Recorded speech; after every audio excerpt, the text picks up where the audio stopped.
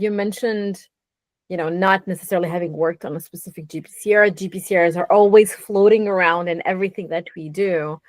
But was there any specific RGS protein that you preferred working with because of any given reason?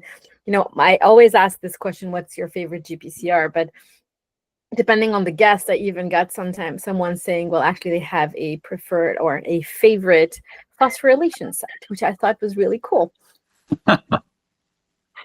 Yeah, so from an RGS perspective, when I first joined the lab, there was a master's student in the lab, Cleopatra Avrampu, and she had been working on RGS4.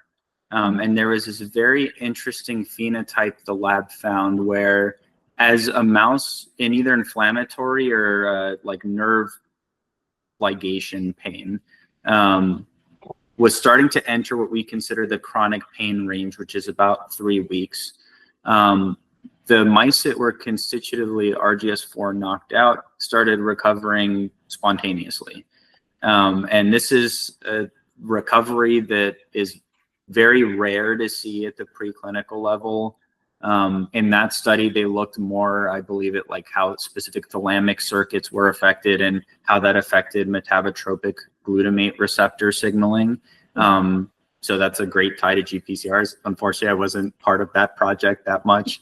But we decided to continue looking at RGS, and in some studies, RGS4 is a very powerful target, I would say, because it's expressed very robustly in the peripheral nervous system, which is probably the most powerful place you can intervene with some kind of therapeutic, but also in areas like the prefrontal cortex and thalamus that are very important in perception of pain, how your cognitive abilities might be altered in the context of chronic pain.